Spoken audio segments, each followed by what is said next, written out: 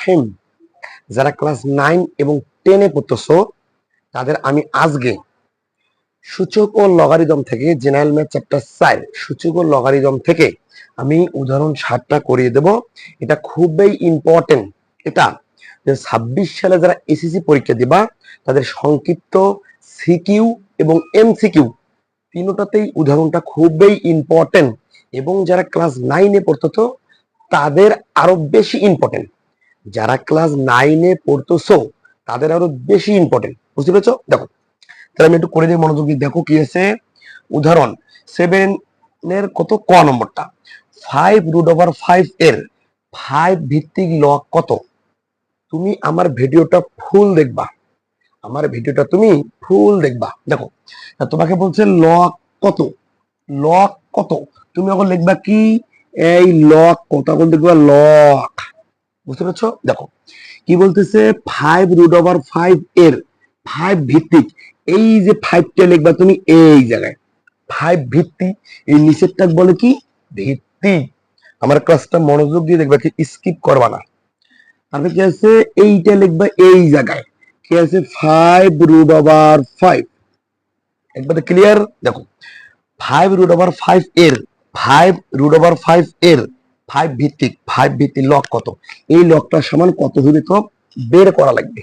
বুঝতে পেরেছো? দেখো তুমি এখন এটা কি করবা, তুমি সর্বপ্রথম কি করবা একটু লক্ষ্য করো, মনোযোগ দিয়ে লক্ষ্য করো। তুমি লগটা লিখবা, ঠিক আছে, 5টাও লিখবা, ঠিক আছে, ভালো। এই জায়গায় কি করবা 5টা ঠিক থাকবে ইনটু এই রুটের কারণে তুমি 5 লিখবা, হাফ লিখবা।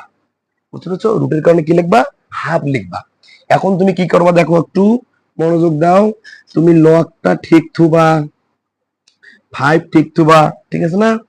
এই যে 5, এই 5টা এরপর কেউ নেই মানে 1 আছে, ঠিক আছে না?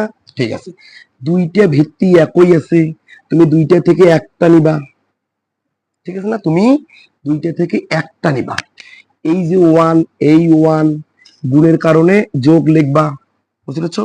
এটা গেল হাফ, এই যে হাফ। তুমি এতটুকু তো ক্লিয়ার। আমার ক্লাসটা কে কোথা থেকে দেখবা একটু লাইক কমেন্ট এবং আমার ইউটিউব চ্যানেলটা সাবস্ক্রাইব করে দিবা। দেখো এখন তুমি কি করবা, ইকুয়াল চিহ্ন লিখবা, লিখে আবারও লগ লিখবা। বুঝতে পেরেছো? তুমি 5 ঠিক থবা, এই 5 ঠিক থবা। এবার তুমি এটা কি লসাগু নিবা, লসাগুকে 2, এটা হলো কি 2 + 1। এতটুকু তো ক্লিয়ার তুমি, ঠিক আছে। এখন কি করবা দেখো একটু লক্ষ্য করো, মনোযোগ দাও। তুমি এটা 5 ঠিক থবা, 5 তুমি ঠিক থবা, ঠিক আছে। এই যে জিনিসটা তুমি গুণ করে দাও, যোগ করে দাও, উপরে হলো কি 3, নিচে হলো কি 2। বুঝতে পেরেছো? এখন তুমি কি করবা, এই পাওয়ারটা সব সময় সামনে আসে। বুঝতে পেরেছো? এই পাওয়ারটা সবসময় সামনে আসে, তাহলে কি হবে 3/2। একবারে ক্লিয়ার। এটা কি হলো লগ 5 বেস 5, ঠিক আছে। তারপর তুমি করবা 3/2 গুণন, আর এই দুইটি একে হলে কি হয় 1 হয়, কি হয় 1 হয়।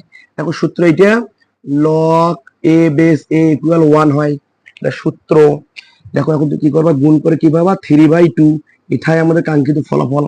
এই ম্যাথটা তুমি সুন্দর করে খাতায় নোট করে বাসায় প্র্যাকটিস করবা। ম্যাথটা 2026 সালে যারা এসএসসি দিবে তাদের জন্য সিকিউ, এমসিকিউ এবং সংক্ষিপ্ত তিনটাতে যে কোনো একটা আসবেই এবং যে কোনো বোর্ডে। বুঝতে পেরেছো? ক্লাসটা মনোযোগ সহকারে দেখে অঙ্কটা একটু তুলে নাও। আর যদি কোনো কোশ্চেন থাকে এই ম্যাথের উপরে কমেন্ট বক্সে আমাকে জানিয়ে দিবা।